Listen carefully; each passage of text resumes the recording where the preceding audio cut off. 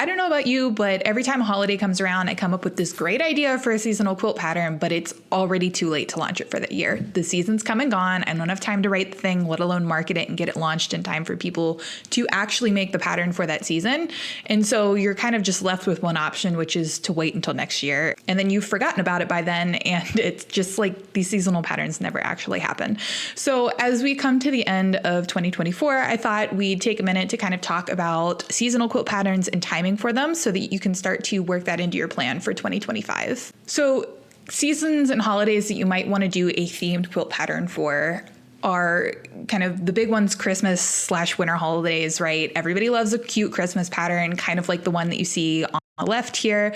This is Reindeer Crossing by Lulu Boutique. Valentine's Day is another big one. Who doesn't love a cute heart pattern? Easter/spring patterns. You get a handful of Easter patterns, eggs, bunnies, things like that, but more so just spring, bright pastels, flowers, things of that nature.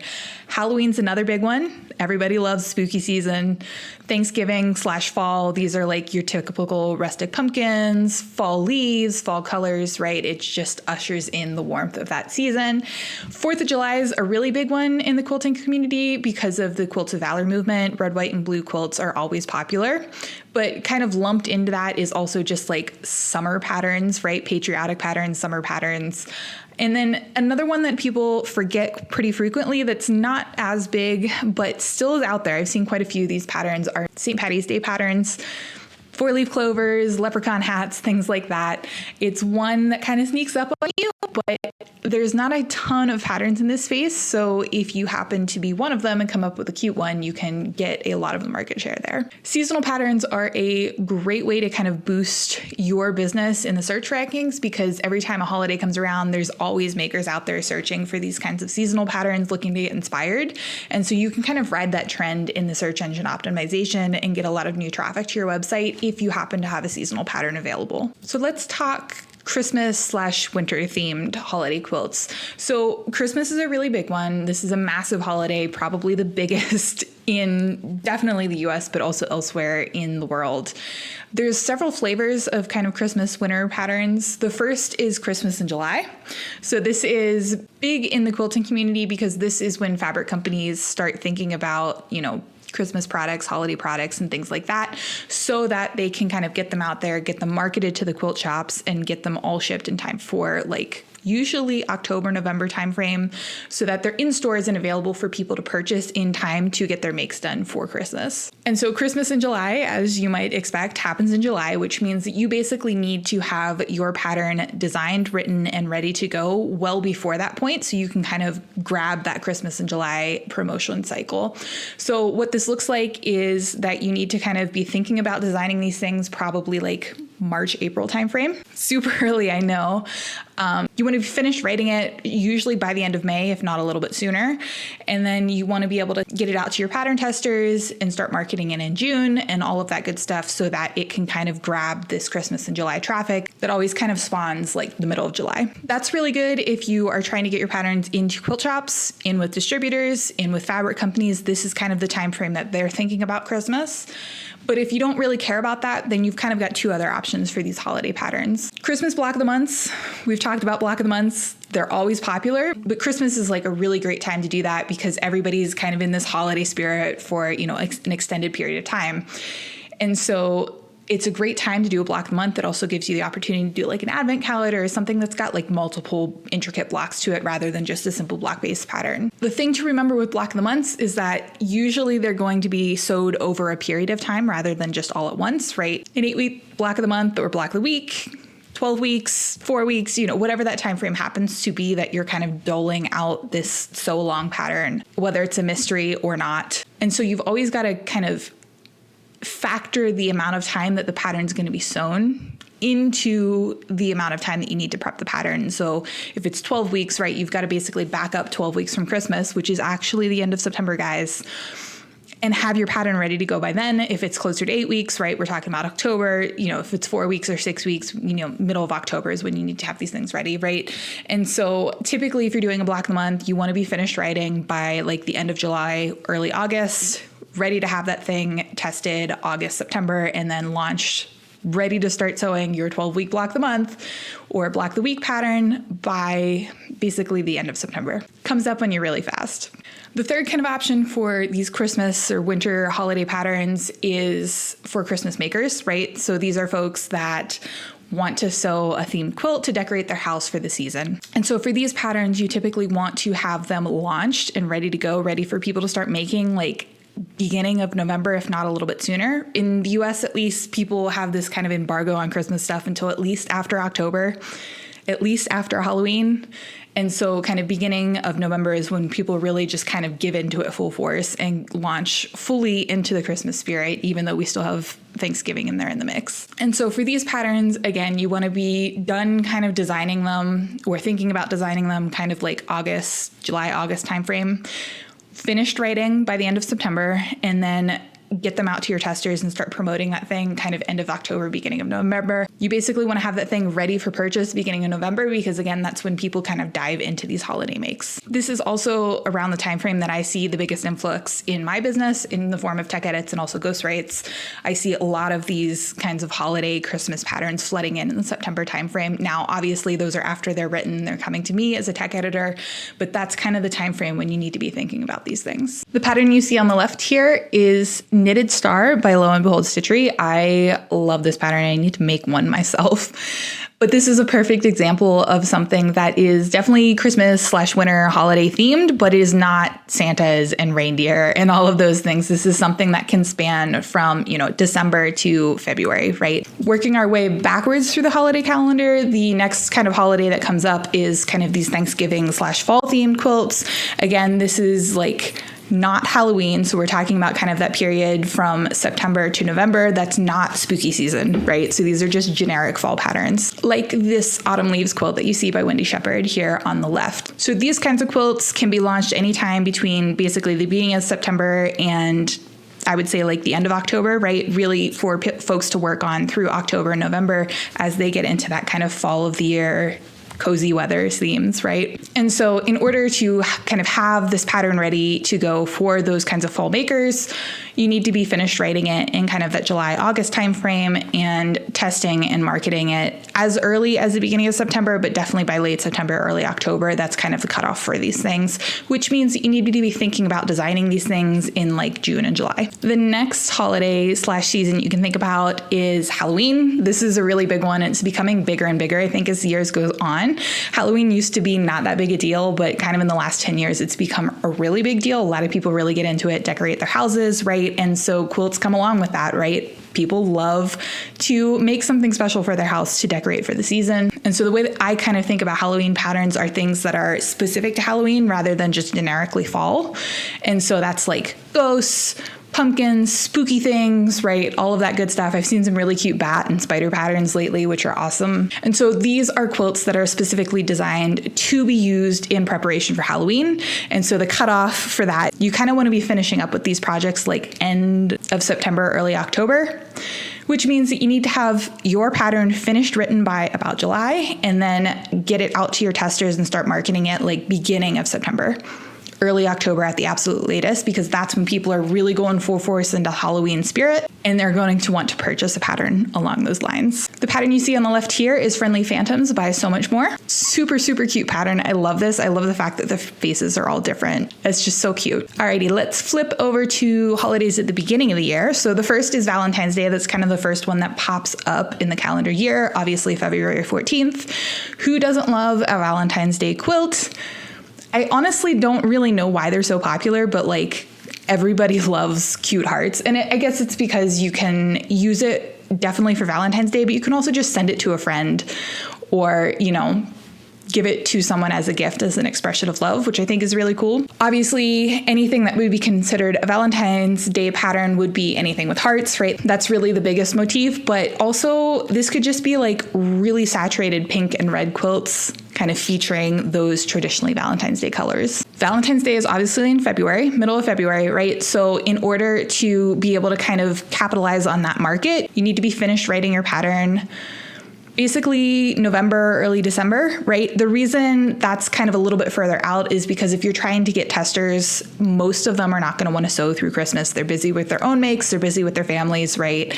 And so it's good to start gathering those folks kind of early December, or get them working on it early December and then give them part of January to finish up on it. Valentine's Day is kind of a quick holiday, right? And so a lot of these patterns tend to be bought by folks when they're in the spirit for Valentine's Day, but not necessarily made in time for Valentine's Day.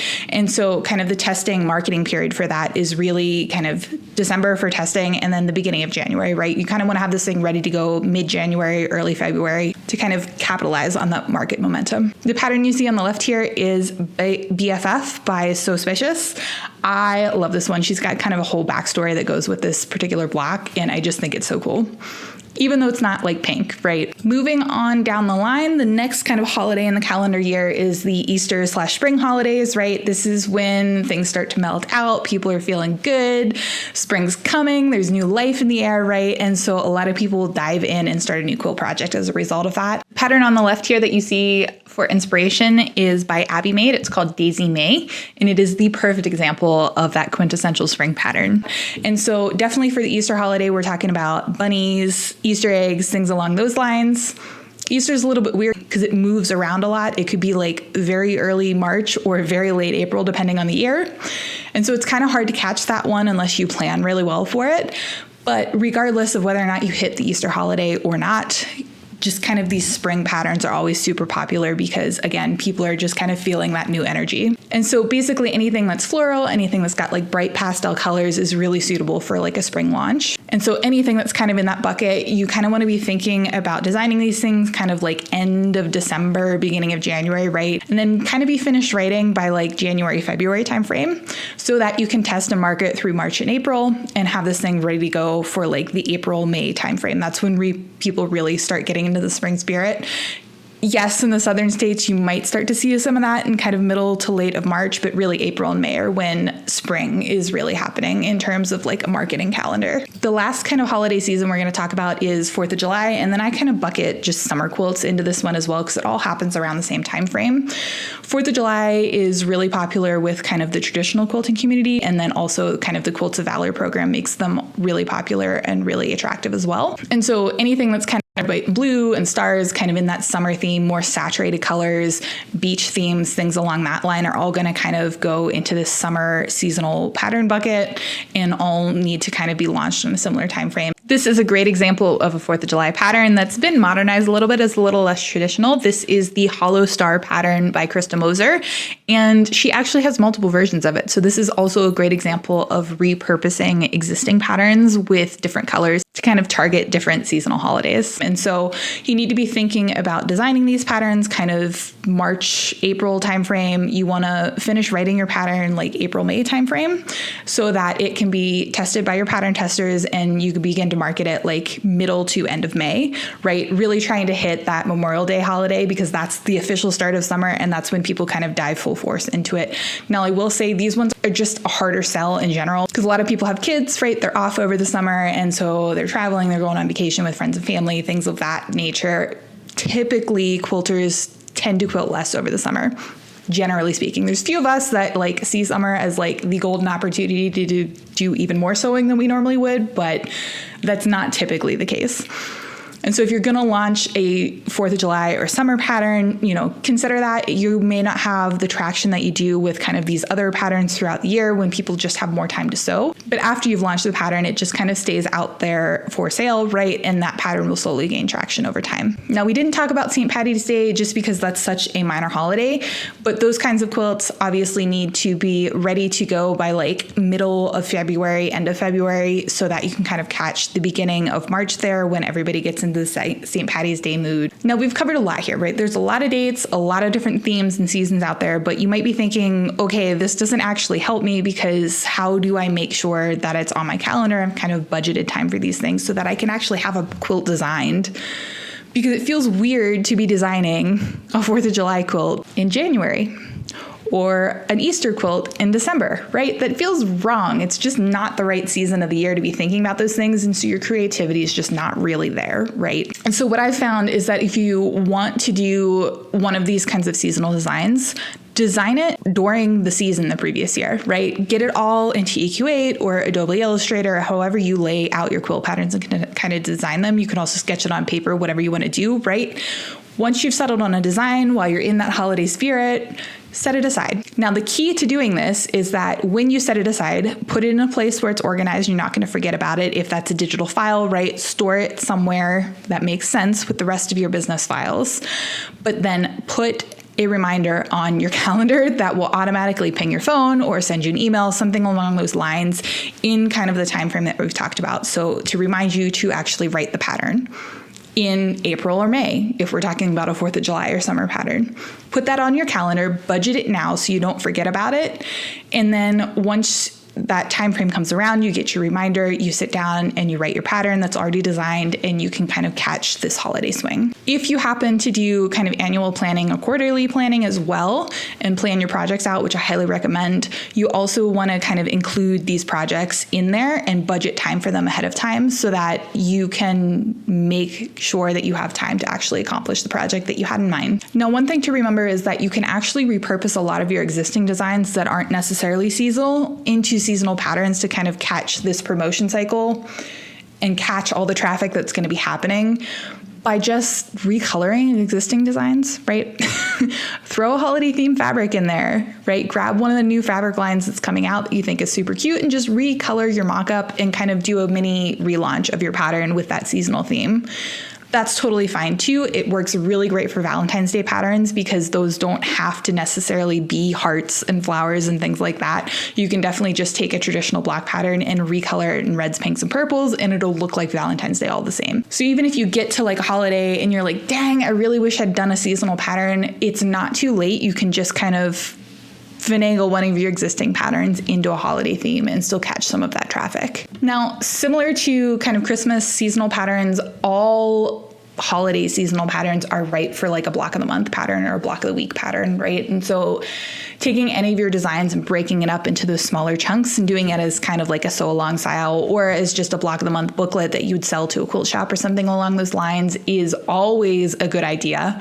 People love block of the months, and this is a trend that I heard over and over again at Quilt Market too, so it is certainly not going away. The thing to remember with those is always that you have the pattern and the dates that you need to get it launched by, but you also need to add into kind of that time frame the amount of time it's going to take to actually sew the pattern and back up your dates from there. So if you're doing a 12-week pattern or a 6-week pattern, an 8-week pattern, anything along those lines, that just adds to your time frame a little bit. And so you've got to be thinking about those even earlier.